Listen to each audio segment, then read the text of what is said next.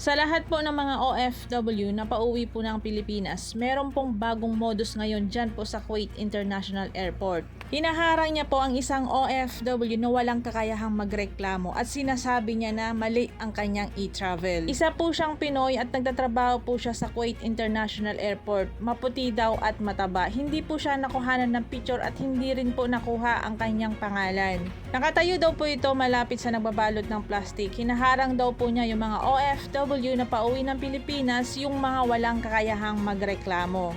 Kahit meron ng e-travel si OFW, sinasabi niyang mali daw yung date kahit tama naman. Pagkatapos niyang gumawa ng e-travel, naniningil na ito ng bayad ng 4 Kuwait dinar o katumbas ng 750 pesos. Nagulat si OFW, ang sabi niya wala siyang pambayad. Pag hindi daw siya nagbayad, ika-cancel niya ang kanyang e-travel. Guys, pag na-encounter ninyo itong tao na to, hayaan nyo lang siya. Huwag po kayong magpapaloko sa kanyang modus. Pag once po nakagawa na kayo ng declaration form o kaya yung tinatawag na e-travel, kahit yung date ng departure o kaya date ng arrival, wala pong problema. As long as nakaregister po kayo sa e-travel at meron po kayong QR code. Kung sino ka mga Pinoy ka na mahilig manloko sa mga kapwa OFW o kapwa Pilipino, huwag ka lasanang sumikat sa social media.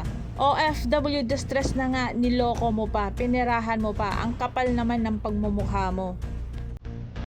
Guys, meron lamang po akong lilinawin sa lahat po ng mga nagtatanong kung kailangan pa bang ipa-verify ang kanilang mga kontrata bago po sila umuwi ng Pilipinas. Guys, pag wala ka pong verified contract, hindi ka po makakuha ng OEC. Ito po ay para sa mga balik manggagawa lamang o kaya yung magbabakasyon lamang po sa Pilipinas. Saan ba pwedeng kumuha ng OEC?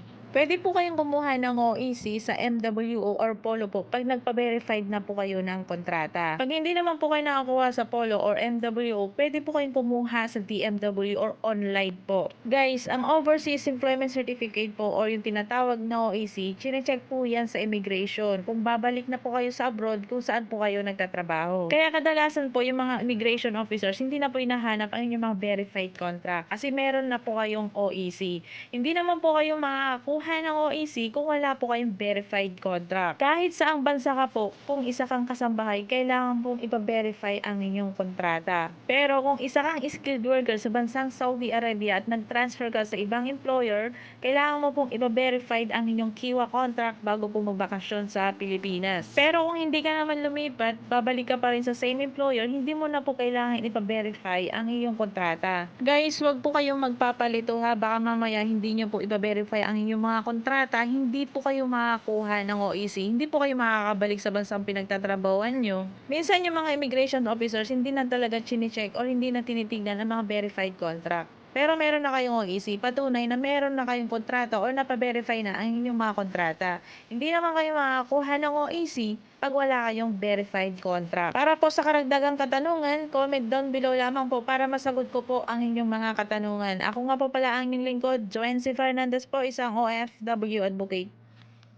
Paalala po sa lahat ng mga nagpapagawa ng e-travel sa ibang tao, ang e-travel po ay wala pong bayad. Pero depende po yan sa gumagawa kung magpapabayad po ito. Pero kung ikaw ang nag-volunteers na gawan si OFW ng e-travel, bakit ka magpapabayad? Huwag po natin gawing business ang paggawa ng e-travel. Huwag po din natin samantalahin yung mga OFW na hindi alam kung paano gumawa ng e-travel. Kung isa kang social media influencer at nag-volunteers na gumawa ng e-travel, sapat na yung i-follow ka at panoorin ang mga videos mo. Kung nagpapabayad ka, kahit pisong halaga, scam na ang matatawag doon. Irespeto po natin ang opinion ng bawat isa.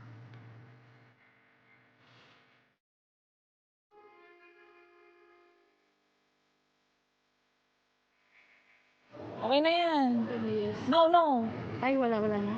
Wala kang i-declare. Ipag-sign ka na lang. Next. No family next. Selected. Remember, 11. Oh, yan. Review mo lang. Wala pang QR.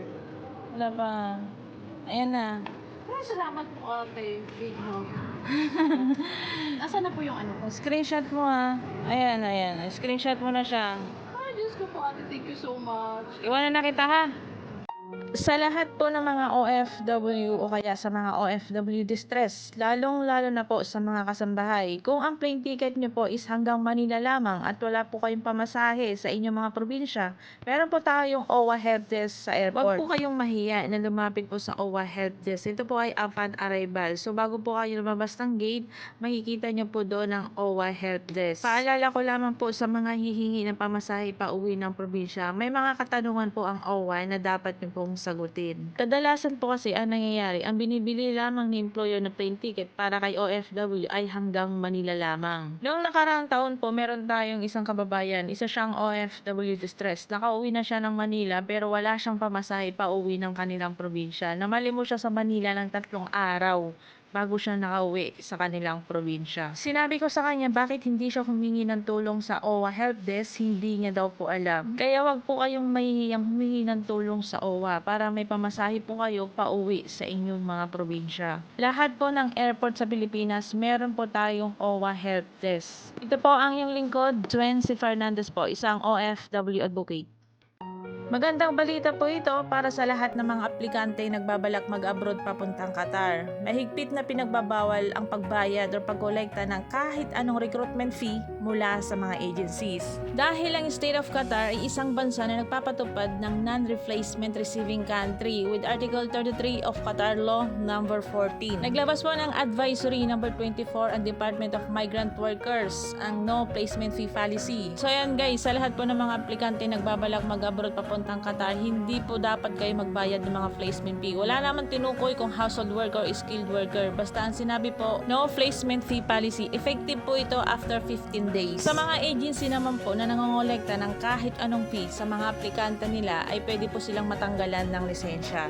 Pero alam ko na ang kalakaran ng ibang agency. Kung meron silang fee na sinisingil at hindi ka nagbayad, hindi ka nila paalisin or hindi nila asikasuhin ang iyong dokumento. Good luck po sa lahat ng mga aplikante. Pag siningil po kayo ng recruitment agency ng kahit anong fee, pwede po kayong magreklamo sa DMW. Sa lahat po ng mga mag-a-apply papuntang abroad, ugalihin po nating i-check ang ating mga agency kung valid ba ang kanilang mga lisensya. Napakadami pong agency ngayon na pinasara ng DMW. Kapag na-check nyo na po ang status ng inyong agency, paki-check din po ang trabahong ina-applyan nyo kung meron silang job order. Papaano nga ba i-check ang status ng isang agency? Pumunta naman po kayo sa Google, tapos type nyo po ang dmw.gov.ph. Then select nyo po yung License Recruitment Agency. Doon po sa baba, meron po doon search. So, i-type nyo lamang po ang inyong agency, i-check nyo na po ang kanilang mga status. Makikita rin po dito yung mga naka-watchlisted na employers at saka agency. Kaya ugalihin po natin mag-check sa dmw.gov.ph bago po tayo mag-apply. Sa mga aplikanteng papunta po ng Saudi Arabia at tinatakot po sila ng kanilang mga agency na bawal po mag-back out, as long as wala naman po kayong pinipirmahan na kontrata at visa, pwede pa po kayong mag-back out. Mas matakot po kayo pag hindi po buo ang inyong loob pag umalis po kayo ng bansang Pilipinas. Pag tinatakot po kayo ng inyong mga agency or hinaharas po na sinasabi nilang hindi na pwedeng mag-back out, pwede niyo po itong i-consult sa DMW. Pero minsan yung mga agency manatalino. Pag may ginawa kang hindi maganda sa agency nila, syempre may mga sister company mga yan, hindi ka na pwedeng mag-apply sa kanila. Kaya yung ibang agency humihingi ng clearance. Para saan yung clearance? Para patunay na wala kang record sa isang agency.